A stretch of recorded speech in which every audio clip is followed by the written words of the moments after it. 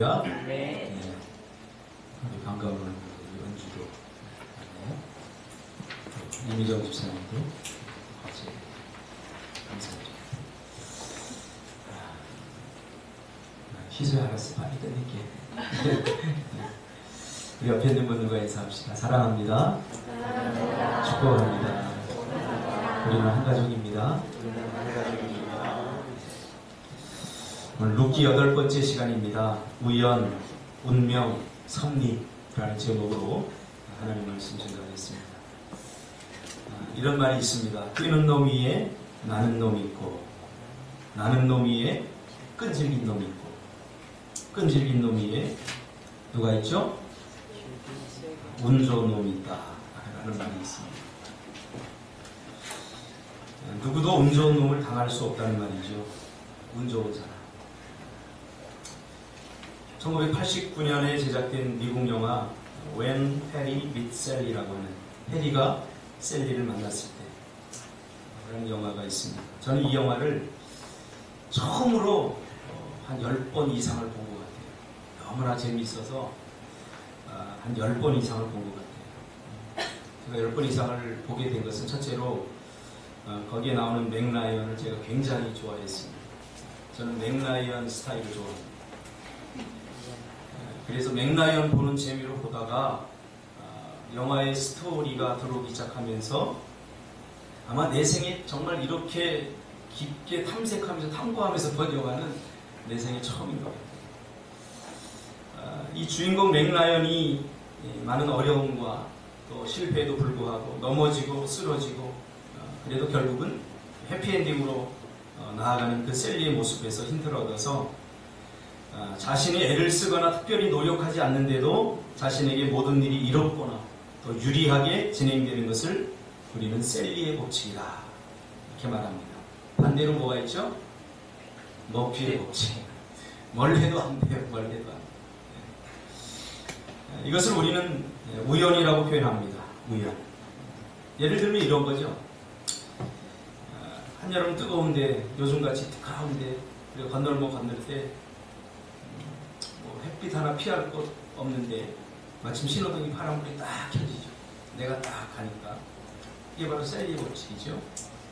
제가 늦을 것 같아서 상대편에게 전화를 했는데 먼저 그쪽에서 야, 나 한 10분 정도 늦을 것 같아.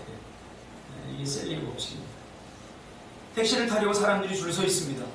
맨 늦게 가서 딱 택시를 잡으려고 딱 서 있는데 마침 택시가 내 앞에 딱 서서 문을 열고 손님이 딱 내립니다.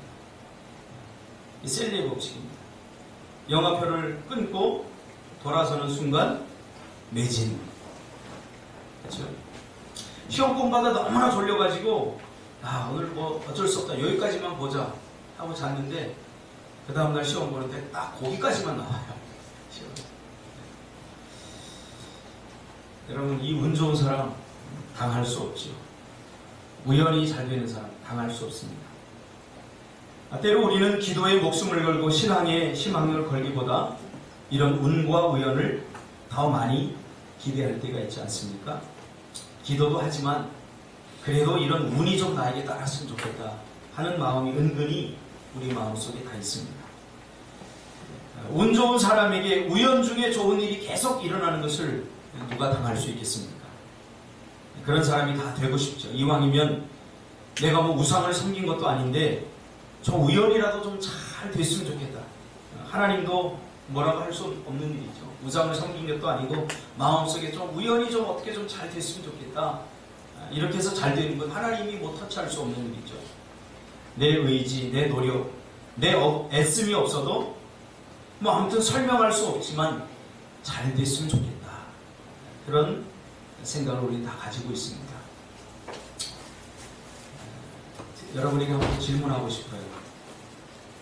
로또 복권을 사는 것이 그리스도인의 윤리와 신앙에 어긋납니까? 아니면 그리스도인이 로또를 사도 됩니까?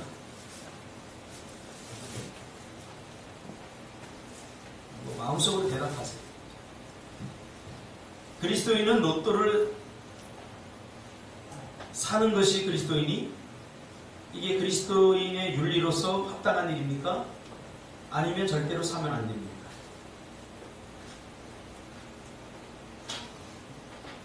오늘 설교를 잘 들으면 여기에 대한 해답도 여러분 얻을 수 있을 것입니다. 제 친구 목사님이 부교육자 때 겪은 일입니다. 한 집사님이 교회 건축을 하는데 다른 사람들은 몇 천만 원씩 몇 억씩 하는데 돈이 없어서 매일매일 로또를 사더라는 것입니다. 로또 맞으면 모두 헌금할 겁니다 라고 하니 그래서 말릴 수 없더라는 것입니다.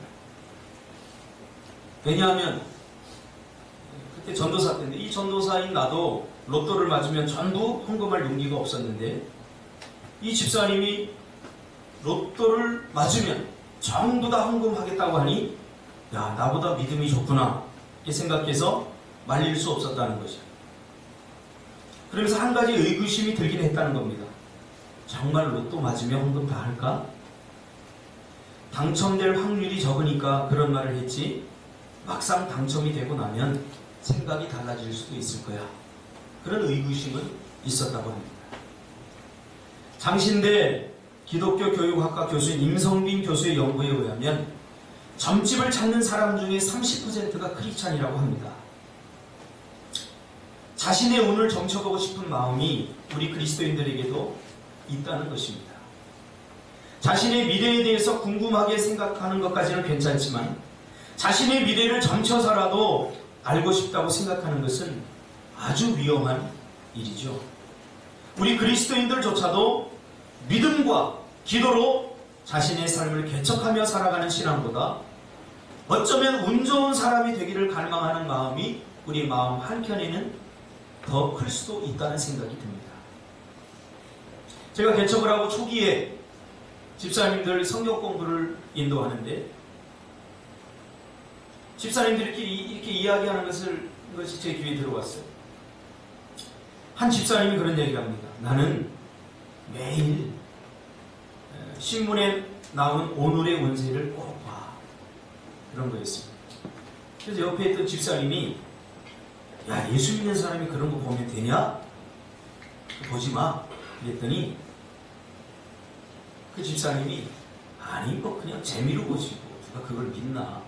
재미로 보는 거지. 그것도 매일 재미로 본다.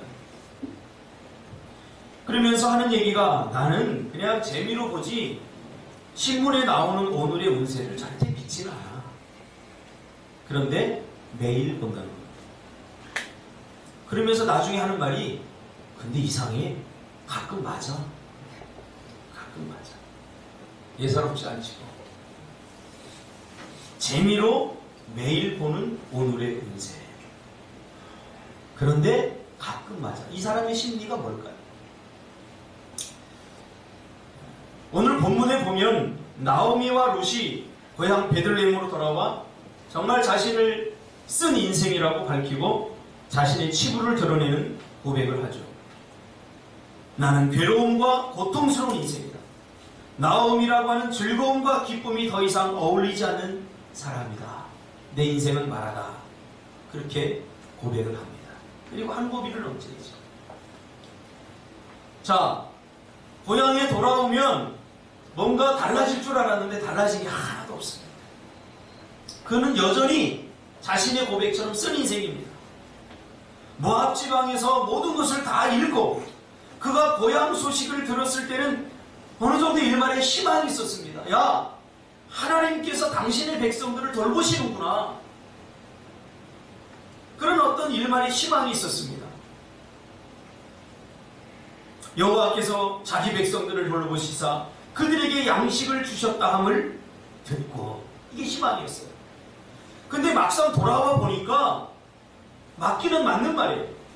하나님께서 당신의 백성들에게 복을 주셔서 엄청난 그 땅에 곡식들이 주렁주렁 열려있는 것을 그의 눈으로 목격했습니다. 그런데 비극적인 것은 뭐냐면 그 축복이 자기에게는 해당이 하나도 없다는 거예요. 해당 사항이 하나도 안 됩니다. 그 많던 곡식을 심었던 땅을 다 팔아버렸기 때문에 그는 더 이상 추수할 땅이 없었어요. 곡식을 심지 않았기 때문에 거두어 드릴 수 있는 곡식이 하나도 없었어요. 막상 베들레헴에 돌아왔지만 축복은 다른 사람이 이깁니다. 자기에게는 하나도 해당이 안 돼요. 사람은 동질의식이 있어서요. 같이 굶고 같이 가난하면 그래도 견딜만 한데, 다른 사람은 다 풍성한데 나만 빈궁하면 이거 견딜 수 없습니다. 더 견딜 수 없는 것은 여호와께서 자기 백성을 돌보시사 그들에게 양식을 주셨다 하는 말을 들었는데, 이렇게 되자 룻과 나오미는 슬슬 이런 마음이 들기 시작합니다. 야, 여호와께서 자기 백성을 돌보시사 그들에게 양식을 주셨다 했는데 나에게는 양식이 없으니까 나도 과연 하나님의 백성인가? 하나님이 돌보시는 백성인가? 이런 자괴감에 빠지게 될 수 있죠. 나는 분명히 하나님을 배신하고 하나님의 약속을 저버렸는데 그래도 나는 여전히 하나님의 백성인가? 하나님께서 자기 백성을 돌보시는 것은 알겠는데 과연 내 인생도 돌보실까? 하는 의구심이 들게 되죠. 그렇겠죠? 다른 사람은 지금 하나님의 돌보심, 할 말을 하나님이 돌보시고 계시다 하는 것을 피부로 느끼고 있죠. 들판에 보면 그 풍성한 곡식들을 보면서 이건 누가 봐도 하나님이 돌보시는 그런 하나님의 백성들임을 누가 봐도 알게 되죠. 그런데 그러면 과연 나는 지금도 여전히 하나님께서 나를 돌보시고 계실까? 하는 의구심이 들게 되겠죠.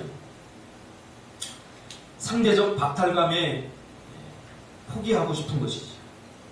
모두가 안 되면 견딜만 한데 다른 사람은 다 잘 되는 것 같은데 자기만 안 된다는 생각이 들면 왜 내 인생은 이렇게 힘든 거지? 아마 수많은 번민과 고통스러운 생각에 휩싸였을 것입니다. 돌아오면 뭔가 달라질 줄 알았는데 달라진 것은 하나도 없어요. 모압 땅에서나 지금 여기서나 나오미의 삶은 여전히 텅비어 있어요. 뭔가 마음이 복잡하죠. 그런데 그때 침묵을 깨고 룻이 나오미에게 말합니다. 내가 밭으로 가서 이삭을 줍겠다. 될지 안 될지 모르지만 만약 누가 나를 불쌍히 여겨서 혹시 이삭을 줍게 하면 내가 그 이삭이라도 주워 오겠다 하고 나오미에게 이야기를 합니다. 모세의 법에 의하면 농사를 짓는 사람들은 고아와 과부와 불쌍한 사람들을 위해서 이 추수를 할 때 나달이 떨어지는 것을 주어서는 안 된다고 모세의 법에 그렇게 기록하고 있습니다. 떨어져봤자 얼마나 되겠습니까? 저도 시골에 살아서 이 이삭 줍기를 좀 해봤어요. 고구마를 이렇게 다 캐면 가서 이렇게 더 땅을 파보면 고구마들이 몇 개 나와요. 뭐 이렇게 한 감지리도 안 되게 몇 개 나와요. 이삭 줍기. 권사님들 해봤죠? 뭐 이렇게 수술을 하고 나면 이렇게 떨어진 거 있는데 그거 안 주워요. 그러면 우리가 가서 이렇게 보리 같은 거, 쌀 같은 거 걷어서 이렇게 자루에다가 담아가면 요만한 거. 그 이삭을 주우러 가겠다는 거죠. 하루 종일 땀을 흘리면서 주워봐야 겨우 하루도 채 연명할 수 없는 그런 정도의 끼니를 얻을 수 있는 것입니다. 이것이 이삭 줍기입니다. 그것도 추수가 1년 내내 되는 것이 아니라 추수는 1년에 잠깐이 길어야 보름 정도 됩니다. 아무리 이삭 줍기의 달인이라고 하더라도 이삭 줍기로는 굶주림의 문제를 해결할 수 없습니다. 이 나오미 두 식구도 이삭 줍기로는 며칠을 버틸 수 없는 그러한 지경입니다. 그때 나오미가 안쓰러운 마음으로 그 룻에게 이삭이라도 죽겠습니다 하는 그 룻에게 내 따라 가라 라고 말합니다. 여러분, 희망이 보이지 않죠? 지금 창고에다가 가장 곡식을 쌓아도 부족할 판에 겨우 이삭 몇 알을 주스러 가겠다는 것에 여러분 무슨 희망이 있습니까? 그러나 우리 하나님의 백성들은 이 작은 이삭 줍기부터 시작해요. 오늘 우리는 너무 큰 기대와 너무 큰 자기 기대로 살아갑니다. 성경은 우리에게 이삭 줍기부터 시작하라고 말합니다. 희망은 이 작은 이삭 줍기에서부터 시작이 된다고 말하고 있는 거죠. 단숨에 배부르려고 하면 배가 터져버립니다. 하나님의 은혜를 아는 자들은 그래서 작은 것을 하찮은 것을 절대로 소홀히 여기지 않습니다. 달란트 비유에서도 우리에게 말하고 있지 않습니까? 하나님은 우리에게 처음부터 큰 것을 주시지 않습니다. 작은 이삭부터 죽게 하십니다. 이때 중요합니다. 야, 뭐 하나님께 기도해도 뭐 내가 원하고 내가 기대하는 이 큰 것들을 안 주시네? 그 사람은 평생 이삭도 못 얻어먹을 인생입니다. 내가 작은 일에 충성하였으니 내가 더 큰 것을 주겠다. 이것이 하나님의 법칙입니다. 작은 일이란 희망이 없는 일입니다. 아무리 애쓰고 힘써도 나아질 것 같지 않는 그러한 일, 거기서부터 시작하라는 거죠. 이게 바로 이삭 죽기입니다. 여러분 생각해 보세요. 이삭 몇 알 주셔서 보름 동안 부지런히 죽는다고 해봅시다. 뭐 한 달 정도 끼니를 얻을 수 있습니다. 그 다음은 어떻게 합니까? 구걸해야 합니까? 이삭 죽기는 대안이 안 됩니다. 그러나 룻의 겸손함이 바로 여기서 나타납니다. 그 이삭이라도 주어오겠다고 하는 그 겸손한 마음으로 시어머니의 마음을 헤아리는 거예요. 시어머니는 얼마나 마음이 아프겠어요. 자기를 따라왔는데 뭐 자기가 해줄 것이 없어요. 그 시어머니의 마음을 헤아리고 이 룻은 내가 나가서 이삭이라도 주어오겠다. 여러분, 하나님의 나라는 모두 작게 시작해서 커지는 것입니다. 작음을 견디지 못하는 사람은 큰 것을 얻을 수 없습니다. 마태복음 15장 26절에 보면 귀신 들린 딸을 둔 이방 여인 수르보니게 여인이 등장을 합니다. 그가 예수님을 찾아와서 자신의 딸을 고쳐달라고 합니다. 그때 예수님께서 예수님 닮지 않은 정말 충격적인 행동을 합니다. 예수님이 맞나 싶을 정도로 충격적인 이야기를 합니다.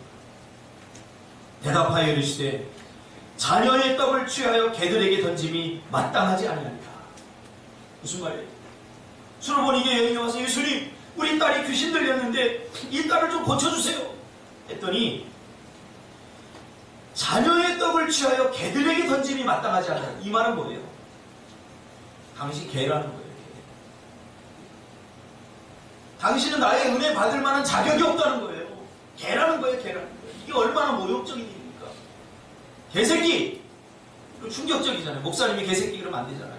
근데 예수님 지금 개새끼 그러고 있는 거예요. 개새끼는 아니고 여자니까 개? 여러분 같은 마음의 상처 팍팍 되겠죠? 아니 예수님이 저렇게 자비로운 분이, 저렇게 은혜가 많은 분이 나를 개라고 말하네? 그리고 상처받을 틈이 없습니다. 27절에 여자가 뭐라고 말합니까?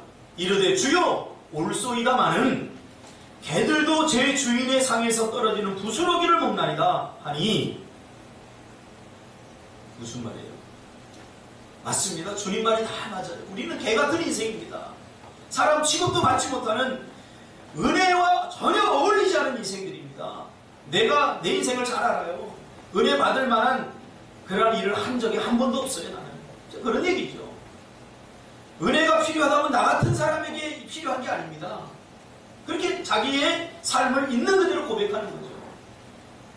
나는 은혜 받을 만한 짓을 한 번도 한 적이 없는 개 같은 인생입니다. 그런데 그래도 개들도 제 주인의 상에서 떨어지는 부스러기를 주워 먹고 살지 않습니까? 그러니 당신의 백성들에게 다 좋은 것을 주고 부스러기 요만큼이라도 남은 것이 있다면 그거라도 자기한테 달라는 거예요. 그 은혜라도 자기가 받겠다는 거예요. 받고 싶다는 거예요. 예수께서 대답하여 이르시되 여자여 내 믿음이 크도다. 내 소원대로 되리라 하시니 그때부터 그의 딸이 나으리라 합니다. 우린 너무 교만해져 있어요.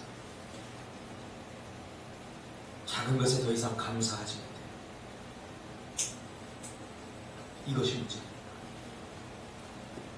부스러기를 너무 가볍게. 성경은 하나님의 은혜는 부스러기에서 시작된다고 이야기합니다. 아무도 거들떠 보지 않는 작은 것, 은혜라고 볼 수 없을 만한 그 부스러기 같은 것들, 거기서부터 하나님의 역사가 시작된다고 오늘 본문을 말하고 있는 것입니다. 아무도 기대하지 않았던 물고기 2마리와 들떡 5개로 예수님은 5,000명을 먹이셨습니다. 물고기 2마리, 들떡 5개. 여러분, 마음을 낮추시길 바랍니다. 정말 우리가 불평하고 원망하는 것들이 없어서 불평하고 원망합니까? 아니면 더 가지지 못해서 원망합니까? 여러분, 직장에 들어가기 전에 어땠어요? 하나님, 아무 직장이라도 우리 제발 주십시오. 그래서 하나님 주었더니 이제는 직장이 어떻고 상사가 어떻고 이 직장 못 다니겠다. 이게 얼마나 교만한 짓입니까? 감싸야죠. 부스러기라도 잡아야죠. 오늘 룻은 바로 이 부스러기라도 잡고 싶은, 뭐 주워봤자 얼마나 죽겠습니까? 그 이삭을 주우러 지금 나아간 거죠. 나아갔더니 다행히 멀리 밀을 베는 곳이 있어서 용기를 내어서 살금살금 그 밭에 들어가서 이삭을 줍기 시작했는데, 야! 너 왜 우리 땅에 떨어진 이삭 주워? 이렇게 말하는 사람이 한 사람도 없다. 고대 근동아시아의 생활 풍습을 연구하는 학자들에 의하면 전혀 모르는 이방 여인이, 이 룻은 피부가 검지요. 전혀 모르는 이방 여인이 아무 밭에 나가서 이삭을 줍는 것은 있을 수 없는 일이라는 거예요. 여러분, 노숙자들, 그제 TV 프로그램 보니까 노숙자들도 자기 나와바리가 있습니다. 자기 나와바리 건드리면 가서 막 폭력을 행사하고, 야, 내 지역에 와서 까불지 마. 그럼 다 내쫓아요. 그래서 뉴스에 났더라고요. 막 패가지고. 노숙자, 부산역인 거리에서 15년 동안 노숙 생활했는데, 거기 자기 나와바리라는 거예요. 그러니까 다른 노숙자가 딱 와서 거기 자려고 하니까, 야, 내 나와바리가 어디에 발을, 그리고 패가지고 폭력죄로도 경찰서 들어갔더라고요. 다 자기 나와바리가 있지 않습니까?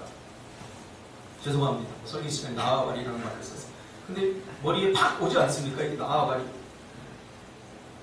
하물며 피부색이 다른 이방 여인이 자기 나와바리에 와서 이삭을 줍는데 텃세를 부리는 사람도 한 사람 없어요. 또 일하는 농부들도, 야, 이거 누가 이삭 줍기로 했어?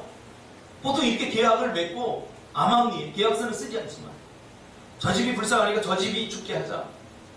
이렇게 암암리에 다 준비되어 있는데 자기 나와바리가 뺏기는데도 아무도 방해하지 않습니다. 정말 운이 좋은 사람 아닙니까? 우연히 이렇게 일어나는 거죠.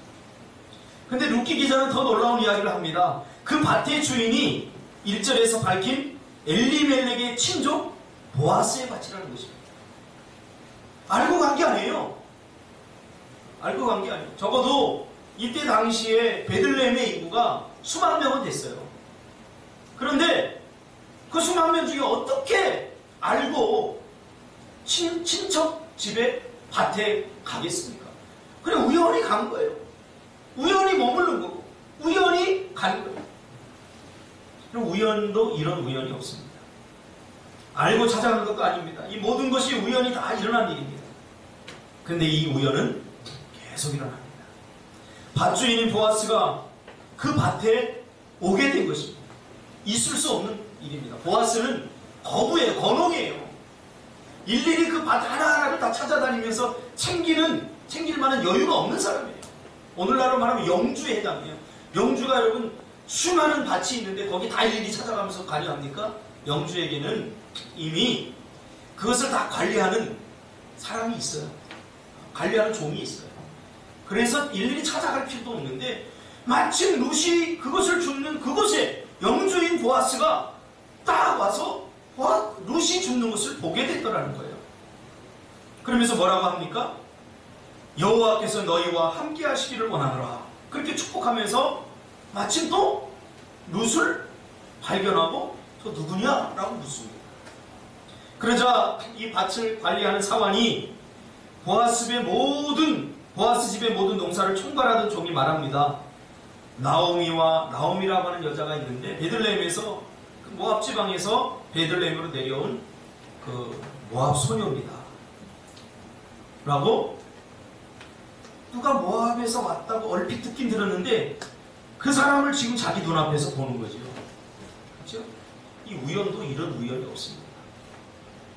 그러면서 종이 룻에 대해서 평가하기를, 주인님, 내가 가만히 보니까 저 여자는 뭔가 달라요. 아침부터 와서는 잠시 집에 가서 쉬고 지금까지 계속 땀을 뻘뻘 흘리면서 이삭을 줍는데 다른 사람과 달라요. 그러면서 이 룻을 칭찬합니다.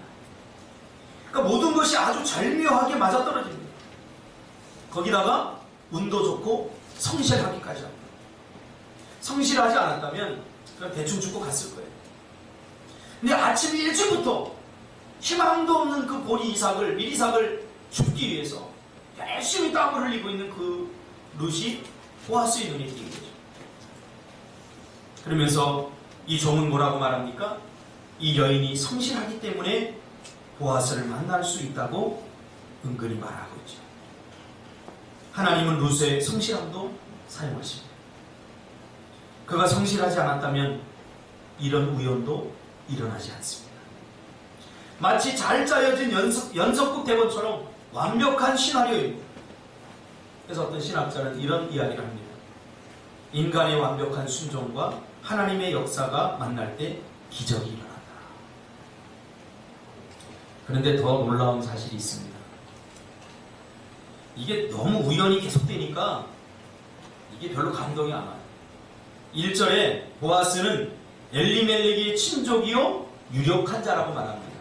이 유력한 자라고 하는 말은 기업을 물을 자라는 뜻인데, 나오미에게 아들이 없고 남편도 죽고 두 아들도 다 죽었기 때문에 더 이상 이 가문은 존재할 수 없습니다.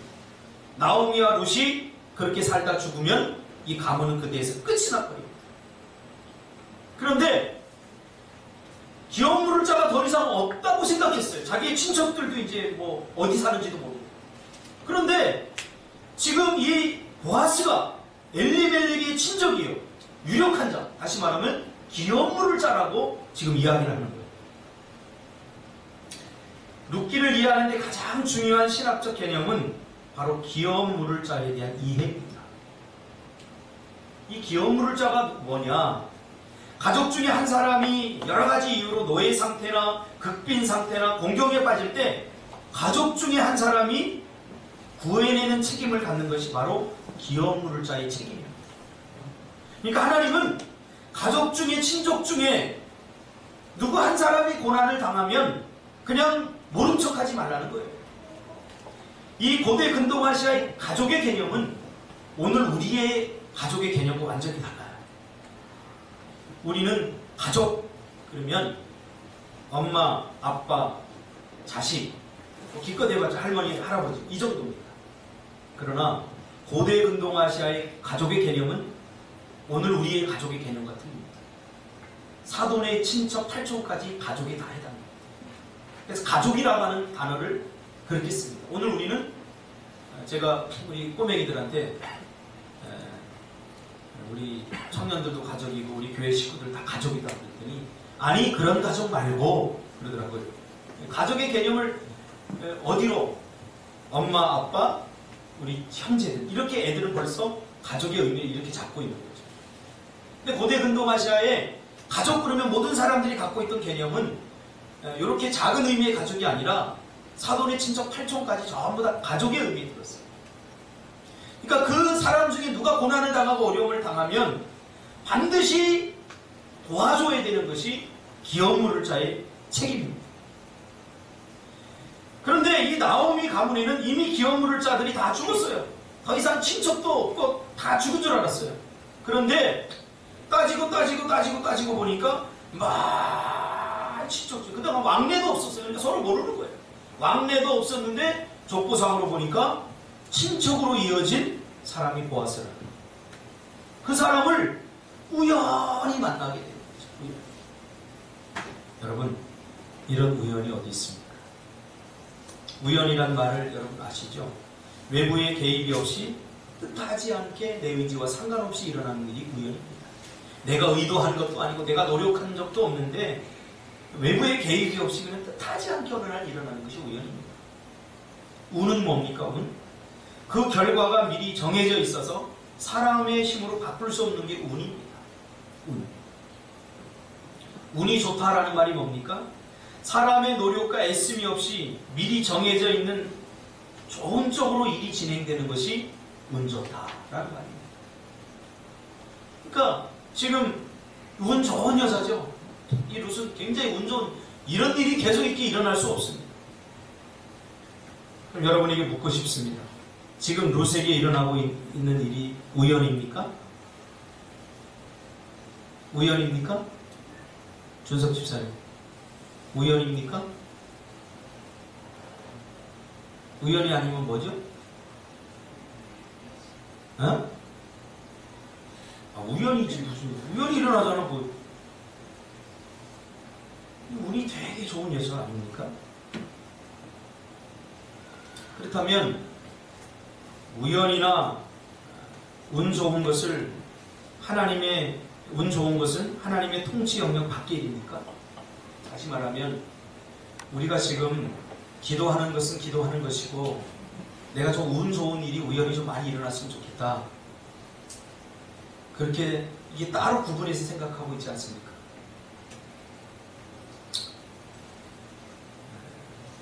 여러분, 로또를 사지 않는 이유가 뭡니까? 저는 지금까지 무슨 어떤 행사에 가서 행운권에 당첨되어 본 적이 한 번도 없어요. 근데 내가 보기에는 별로 기도도 안 하고 고집도 센 김성찬 목사, 털보 목사는 자전거도 되고 뭐 10만 원짜리도 당첨되고, 하나님은 정말 불공평하시네요. 그래서 내 마음속으로 이거는 기도의 결과가 아니라 그냥 저 인간은 운 좋다, 그렇게 생각을 하고 있습니다. 여러분, 오늘 설교는 결코 쉬운 설교가 아닙니다. 우리의 삶과 밀접한 관련이 있는 그런 설교입니다. 그냥 여러분이 로또를 사지 않는 이유를 알아요. 나에게 그런 운이 없을 거라고 생각하기 때문에 사지 않는 거예요. 그렇잖아요. 산다, 이게 된다고 하는 확률과 보장이 어느 정도 있으면 여러분 다 달려들어서 사겠죠. 그러나 우리는 그만큼 무모하지 않습니다. 이 무모하지 않음이 과연 믿음일까요? 그래서 아까 제가 물어본 것입니다. 그리스도인은 로또를 사는 것이 성경적입니까? 안 사는 것이 성경적입니까? 마태복음 10장 29절에 보면 참새 2마리가 한 아사리온에 팔리지 않느냐, 그러나 너희 아버지께서 허락하지 아니하시면 그 하나도 땅에 떨어지지 아니하리라. 30절에 너희에게는 머리털까지 다 세신 바 되었나니. 무슨 말입니까? 이 세상의 모든 일어나는 일들은 다 하나님께서 통치하시는 통치의 영역에 다 들어간다는 거예요. 여기서 예외되는 것은 하나도 없다는 거예요. 심지어 참새 한 마리까지. 여러분, 우리가 참새 한 마리까지 신경 쓸 여유가 있습니까 지금? 참새 한 마리 나라가 떨어졌다고 해서 슬퍼하며 땅을 통곡하면서 참새가 사망하셔서 그런데 마음을 뺏길 만한 여유가 우리에게 있습니까? 그러나 한 아사리온에 팔리는 그 참새 한 마리도 하나님이 다 알고 계시다. 그 참새가 떨어지고, 심지어 들의 풀이나 백합화 그 하나도 다 하나님의 다스림 속에, 하나님의 통치 영역 안에 다 들어있다는 거예요. 하물며 하나님의 자녀일까 합니다. 우리에게 반문하고 있는 것이죠. 그러므로 우연히, 운 좋게라는 표현은 우리에게 어울리지 않습니다. 하나님을 모르는 사람들이 쓰는 용어입니다. 우연히 저밖에 안 되나? 나에게는 어떻게 좀 운 좋게 좀 당첨이 안 되나? 이런 생각과 이런 마음은 비그리스도인들이 하는 생각이라는 거죠. 스코틀랜드에 한참 종교적인 박해가 있을 때 한 무리의 청교도들이 산으로 피신을 하고 있었습니다. 이 사실을 아는 왕의 군대가 이들을 체포하려고 추격을 하고 있었습니다. 청교도들은 산 중턱에서 입구가 아주 좁은 동굴을 발견하고 그것에 숨습니다. 동굴 쪽으로 계속해서 이 거리를 좁혀오면서 군사들이 이들을 발견하려고 합니다. 이 동굴이 발견되면 그들은 꼼짝없이 체포되어서 목숨을 잃어버릴 수밖에 없습니다. 청교도들은 동굴 안에서 기도 외에 다른 것을 할 수 없었습니다. 하나님, 이제 우리가 잡혀서 죽게 되었습니다. 하나님, 우리를 도와주십시오. 지켜주십시오. 이 위기를 모면하게 해주십시오. 필사적으로 하나님 앞에 엎드려 기도드렸습니다. 그런데 그때 어디서 나왔는지 거미 한 마리가 나와서 동굴 입구에서 거미줄을 열심히 치기 시작하더니 얼마 후에 동굴 입구는 거미줄로 다 막혀버리고 말았습니다. 그리고 얼마 후에 왕의 군대가 그 동굴 앞에 도착했습니다. 군대 책임자가 병사들에게 명령합니다. 저 동굴 들어가서 수색을 해봐라. 거기에 반드시 청교도들이 숨어 있을 것이다. 명령을 받은 병사가 그 동굴 입구까지 와서 동굴 입구에 거미줄이 꽉 쳐져 있는 것을 보고 아무도 들어가지 않는 것 같습니다 라고 보고했습니다. 이로 인해서 왕의 군대는 그 동굴을 지나치게 되었고 청교도들은 무사히 생명을 건질 수 있었습니다. 이거 청교도들의 역사에 기록된 실제 예화입니다. 이러합니다. 이 예화를 영국의 비숍 템플 목사님이 학생들에게 채플 시간에 이 이야기를 했을 때 예배가 끝난 후에 한 학생이 이 비숍 템플 목사님을 찾아와서 말합니다. 목사님, 이 문명세계에 그런 일이, 그런 우연 같은 일이, 그런 미신 같은 일이 어떻게 일어날 수 있겠습니까? 목사님께서 조금 전에 들려주신 그 일화는 분명히 우연의 일치였을 것입니다. 역사에 기록되어 있으니까 없었던 일은 아닌 것 같고 이것은 분명히 우연의 일치입니다 라고 이 학생이 말했습니다. 그래서 템플 목사님은 웃으면서 이렇게 말했습니다. 그래, 청년의 말도 일리가 있는데 그런데 이상한 것은 기도하면 우연이 생기고 기도를 안 하면 우연이 안 생긴다는 거예요. 그래서 나는 기도하는 거랍니다. 기도가 응답되는 것이 우연이든 아니든 기도하면 응답이 오기 때문에 기도가 중요한 것이에요. 기도하지 않으면 생각으로만 사는 사람이 됩니다. 우연도 일어나지 않습니다. 우리 기독교인들은 이 우연을 어떻게 표현합니까? 저 사람 운 좋은 사람이야, 행운의 사람이야, 참 운이 좋아, 우연히 일어나는 일, 이렇게 표현하지 않고 하나님의 섭리야 이렇게 됩니다. 그래서 제가 룻기를 시작할 때 룻기에는 기적이 나오지 않는다고 했습니다. 굳이 기적이 필요 없어요. 우리가 기적을 달라고 기도하는 것보다 하나님은 먼저 우리가 섭리신앙으로 회복되기를 원하십니다. 룻기에서 하나님은 섭리를 통해서 우리 인생의 문제를 해결해 주십니다. 섭리는 뭐죠? 하나님께서는 자신이 창조하신 피조물과 세상에서 발생하는 모든 일들에서 개입하시고 간섭하시고 활동하십니다. 어떻게요? 하나님의 뜻 가운데서 하나님의 창조가 하나님의 창조의 목적에 이르게 하시고 완성하게 하는 거죠. 이것이 하나님의 섭리입니다. 그래서 기독교에서는 섭리라는 말을 씁니다. 하나님의 계획이죠. 하나님의 작정하시고 예비하십니다. 참새 한 마리도 한 아시론에 팔려가는 것이 절대로 우연히 일어나지 않는 일입니다. 여러분에게 일어나는 일이 운이 없어서 일어난 일이 아닙니다. 재수가 없어서 어쩌다 일어난 일이 아닙니다. 거기에는 다 의미가 있고 하나님의 계획이 있고 뜻이 있습니다. 이게 굉장히 중요한 문제입니다.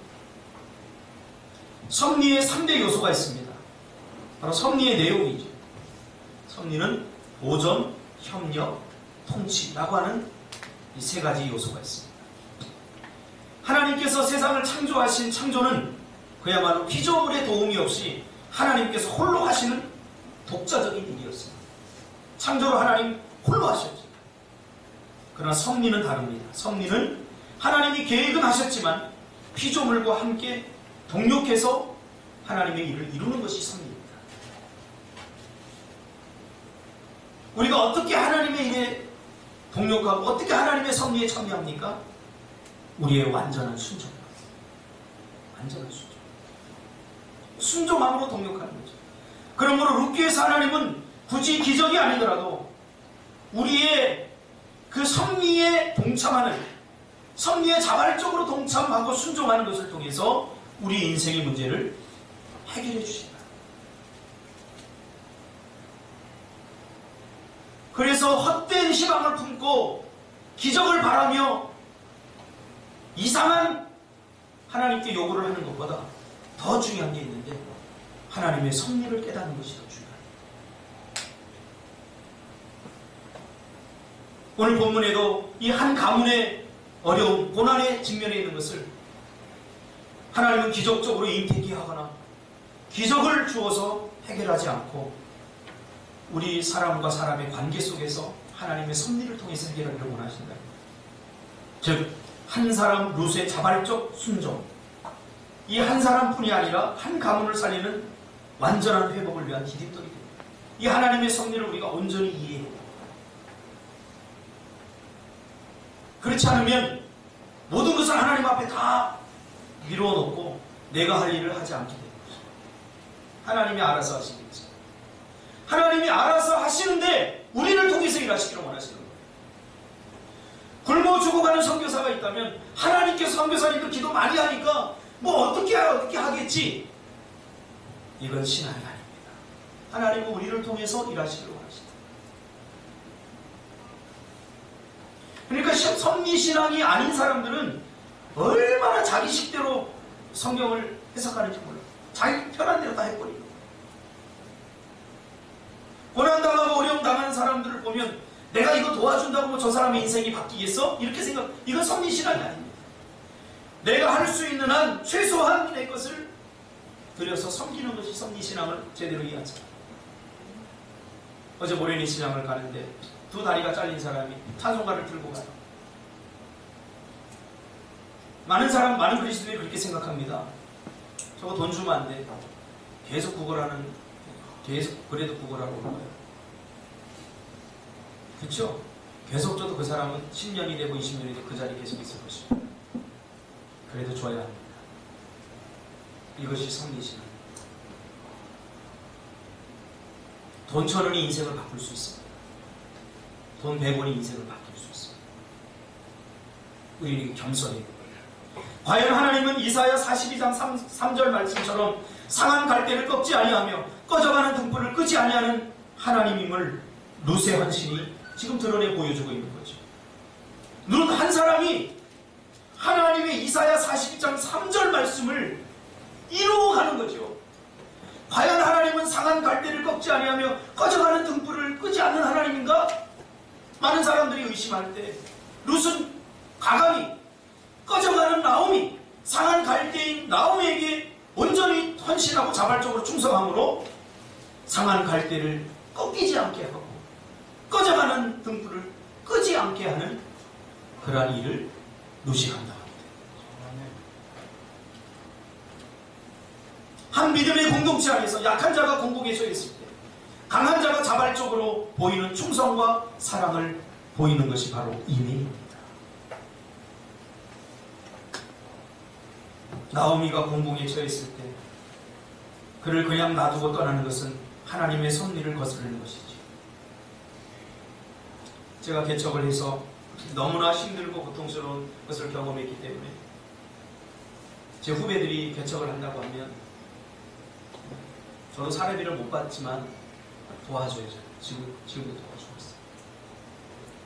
제가 개척을 하고 월세를 몇 개월 못 날 때에도 제가 예천에 있을 때 제 신대우 동기가 작은 시골 교회에서 목회를 하는데 성도가 10명도 안 돼요. 이 평생 이제 성도가 계속 늘어날까요? 줄까요? 줄어요. 나 할머니 할아버지들이 다 돌아가시고 나면 이제 뭐 없어요. 마전중학교. 너무 가슴이 아픈 거예요. 그러니까 나도 힘든데 내 힘듦보다는 그게 먼저 보이는 거예요. 그래서 1년 동안 그때 5만 원인가 10만 원인가 정말 큰 돈이었어요. 정말 큰 돈. 한 1년인가 2년 동안 계속 돼요. 그 넣을 때마다 그냥 단 한 번도 그냥 넣은 적이 없어요. 정말 아깝더라고요. 정말 이거 나도 못 쓰는.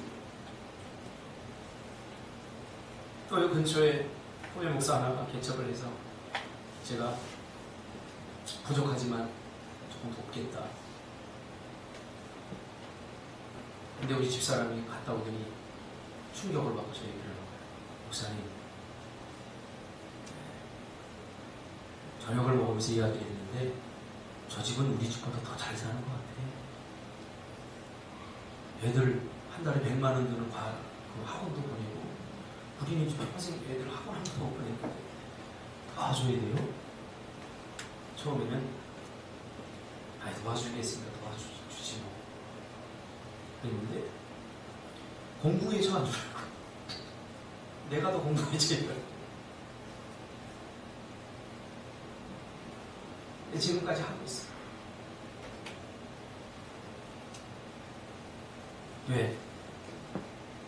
뭐 이렇게 도와주면 돈 쓰는 그 사람이 알아서 쓰는 거죠. 근데 그것까지 참견할 수는 없지. 우리의 삶의 관계 속에서 약한 자가 공공에 처해 있을 때 그보다 조금 더 나은 자가 자발적으로 그에게 도움을 베푸는 자를 하나님은 그에게 사랑과 충성을 보이겠다는 것이 바로 하나님의 뜻입니다. 이게 섭리죠. 이게 섭리예요. 이 섭리는 변하지 않습니다. 그러므로 자기만을 위해서 사는 사람에게 하나님의 인애와 죽기까지 사랑하는 충성과 사랑을 기대해서 합니다. 오히려 인애. 그래서 주님 뭐라고 그래요? 저 어린 소자 하나하게 한 것이고 나이 한 것이고. 이것을 주님이 다시 신학적으로 이 룻기를 재해석했는데, 이 재해석을 하면 마태복음 7장 12절 말씀입니다. 이게 주님의 룻기의 재해석입니다. 그러므로 무엇이든지 남에게 대접을 받고자 하는 대로 너희도 남을 대접하라. 이것이 율법이요 선지자니라. 그렇습니다. 남의 눈에 피눈물을 흘리게 해서는 안 됩니다.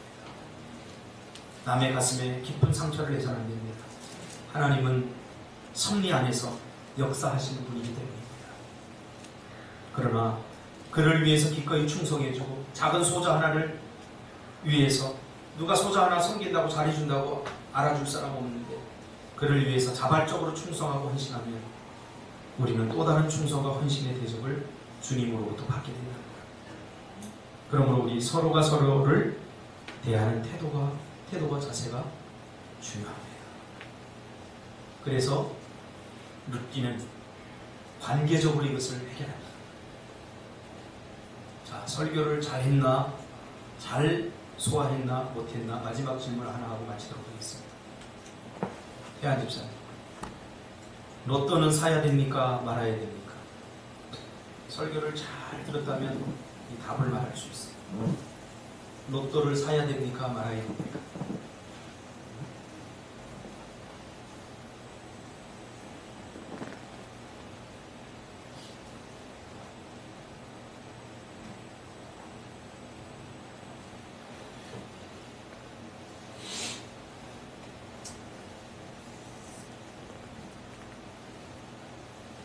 말아야 됩니까?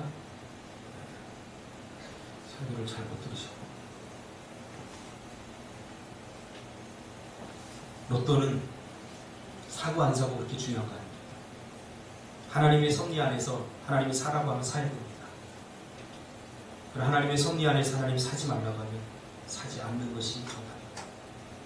우리는 로또 사는 것 자체를 윤리적인 잣대를 대고, 로또를 사는 것이 기독교인이 해서는 안 되고 1억 천금을 꿈꿔서는 안 되고 이런 얘기를 하지만 다 쓰레기 같은 이야기입니다.